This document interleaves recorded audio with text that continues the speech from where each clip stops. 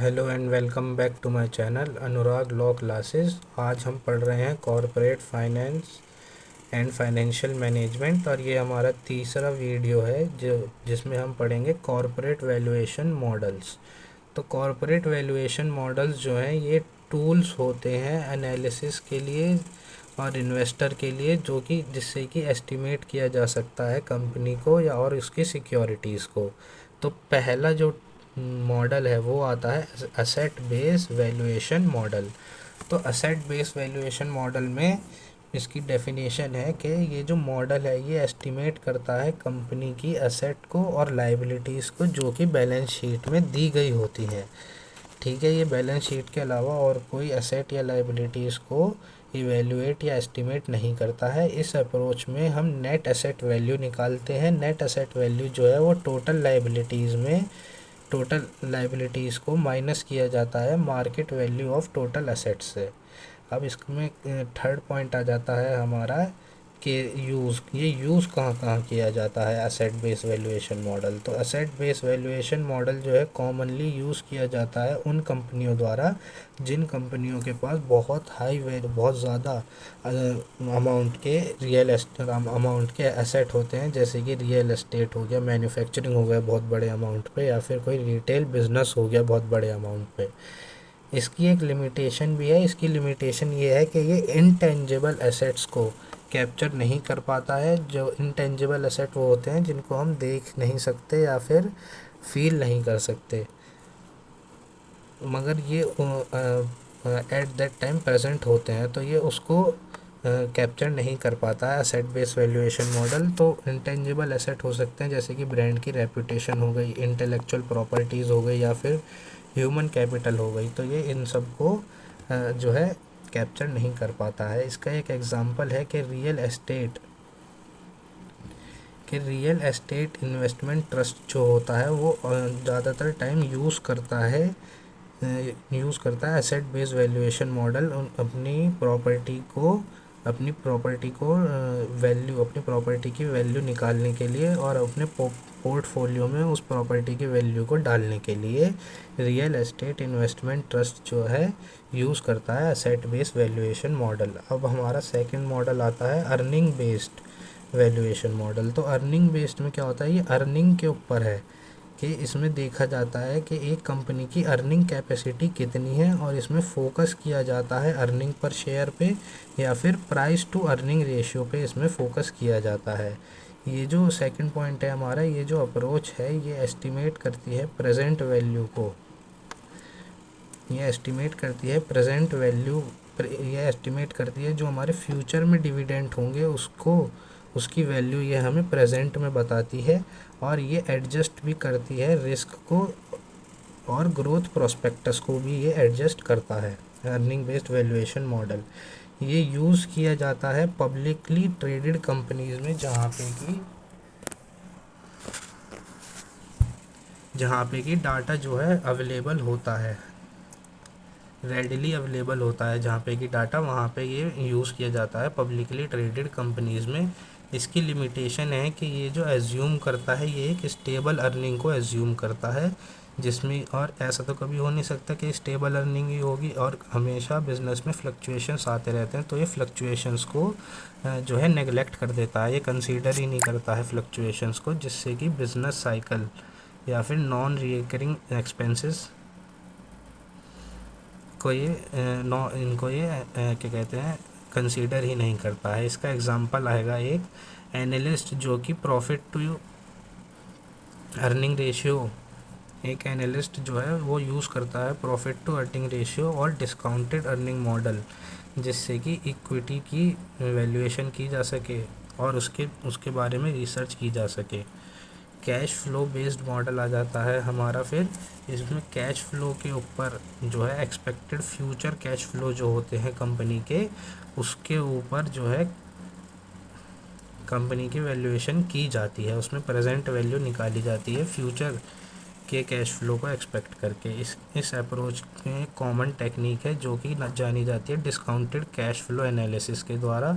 ये बहुत commonly use की जाती है टेक्निक, जहाँ पे कि फ्यूचर के कैश फ्लोज को निकाला जाता है और उसमें डिस्काउंटिंग यूज़ की जाती है, जिससे कि डिस्काउंटेड रेट किया जाता है, जो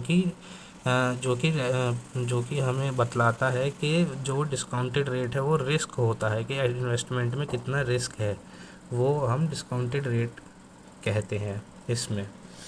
अब इसको यूज़ कहाँ किया जाता है, ये सूटेबल होता है उन कंपनियों द्वारा जहाँ पे कि एक कैश फ्लो जो है कांस्टेंट रहता है, प्रिडिक्टेबल कैश फ्लो रहता है, जहाँ पे कि यूटिलिटीज़ और स्टेबल कंज्यूमर कंपनीज जहाँ होती हैं, जहाँ पे कि स्टेबल कंज्यूमर होते हैं।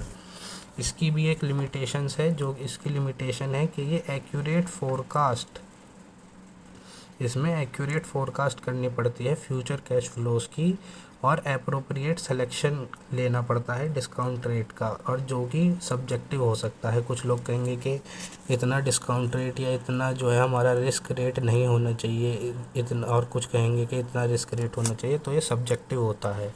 इसका एग्जांपल है कि DCF एनालिसिस जो होता है वो एक्सटेंसिवली यूज़ किया जाता है वैल्यूएशन करने के लिए, बिज़नेस की, इन्वेस्टमेंट की और प्रोजेक्ट की वैल्यूएशन करने के लिए ये इस्तेमाल किया जाता है। अब हमारा आ जाता है next model CAPM, capital asset pricing model. तो कैपिटल असेट प्राइसिंग मॉडल जो है ये कैलकुलेट करता है एक्सपेक्टेड रिटर्न को, जो कि एसेट्स एक्सपेक्टेड रिटर्न को जो ये मॉडल जो है कैलकुलेट करता है एक्सपेक्टेड रिटर्न को, जो कि एसेट के ऊपर बेस्ड होती है, और ये मेजर करता है रिस्क को बेटा के द्वारा, जो कि मार्केट के रिलेटिव होती है। रिस्क जो है मार्केट के रिलेटिव होती है। अप्रोच जो है इसकी सेकंड पॉइंट हमारी आती है कि ये रिस्क फ्री रेट को कंसीडर करता है और मार्केट रिस्क प्रीमियम को भी ये कंसीडर करता है, और जो बेटा ऑफ द एसेट होता है वो डिटरमाइन करता है कि हमारा रिक्वायर्ड रेट ऑफ रिटर्न क्या होगा। अब इसे यूज़ किया जाता है इसे जो यूज़ किया जाता है कॉस्ट ऑफ इक्विटी कैपिटल निकालने के लिए इसे यूज़ किया जाता है कंपनी द्वारा, और इवेल्युएट किया जाता है रिस्क को, जो एडजस्टेड रिस्क परफॉर्मेंस जो होती है इन्वेस्टमेंट की, उसके लिए ये इस्तेमाल किया जाता है। इसकी भी एक लिमिटेशंस है कि ये एज्यूम करता है एफिशिएंट मार्केट को, ये एफिशिएंट मार्केट को एज्यूम करता है जहाँ पे कि लीनियर रिलेशनशिप होती है रिस्क और रिटर्न के बीच में, कि अगर इतना रिस्क होएगा हमारा तो हमारे को इतना रिटर्न मिलेगा, जो कि हमेशा ट्रू नहीं हो सकती है। और इसका एग्जांपल आता है कि ये हमेशा अप्लाई होता है कॉस्ट ऑफ इक्विटी निकालने के लिए कंपनीज़ की, जहाँ पे कि weighted average cost of capital भी उनकी एस्टिमेट करी जाती है। अब हमारा नेक्स्ट मॉडल आता है APT, आर्बिट्रेज प्राइसिंग थ्योरी।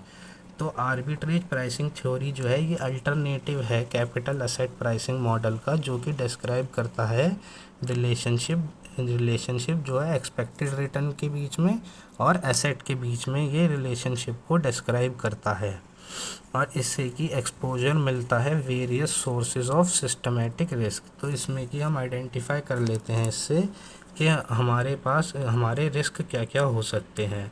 और हमारा सेकंड पॉइंट आता है कि ये अब अलाउ करता है मल्टीपल फैक्टर को, जो कि इन्फ्लुएंस करते हैं एसेट के रिटर्न्स को, ये अलाउ करता है मल्टीपल फैक्टर को जो कि इन्फ्लुएंस करते हैं एसेट के रिटर्न को, जो हमेशा मार्केट एफिशिएंसी के एजम्पशन के ऊपर जो है हमेशा नहीं हो सकती है। इसको यूज़ किया जाता है, थर्ड पॉइंट है हमारा, इसका यूज़ किया जाता है प्राइसिंग ऑफ द एसेट में, कि एसेट की प्राइसिंग क्या रखी जाए और उन एसेट का रिस्क रिटर्न क्या होगा मार्केट में, वो इसलिए ये यूज़ किया जाता है। इसकी भी एक लिमिटेशन है, जो कि लिमिटेशन है कि ये बहुत एक्यूरेट एस्टिमेशन इसमें लगाना पड़ता है रिस्क फैक्टर का, जो कि बहुत बार बहुत कॉम्प्लेक्स हो जाता है इम्प्लीमेंट करने के लिए। एग्जाम्पल हैगा इसका कि applied asset pricing research and portfolio management to explain return beyond what CAPM can explain. तो इसमें जो है एसेट की प्राइसिंग के बारे में हम पता करते हैं, और इसमें पोर्टफोलियो बनाते हैं मैनेजमेंट के लिए, जो कि CAPM द्वारा हम नहीं कर सकते हैं। अब हमारा नेक्स्ट मॉडल आता है EVA, और ये हमारा लास्ट मॉडल है। तो EVA एनालिसिस होता है इकोनॉमिक वैल्यू एडेड। तो EVA मेजर्स करता है कंपनी की फाइनेंशियल परफॉर्मेंस को, जो कि बेस होती है उनके द्वारा कॉस्ट ऑफ कैपिटल जो उनकी लगाई गई होती है उसके ऊपर ये बेस होती है। अब इसमें जो अप्रोच है ये जो है कंपनी की कॉस्ट ऑफ कैपिटल को माइनस करता है कंपनी की net operating profit after tax में से।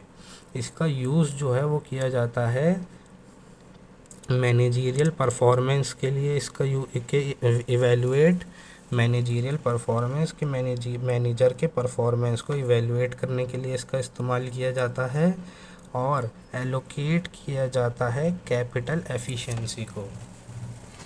इसमें जो है कैपिटल की एफिशिएंसी को एलोकेट किया जाता है और अलाइन किया जाता है इंसेंटिव को शेयर होल्डर्स की वेल्थ क्रिएशन के साथ।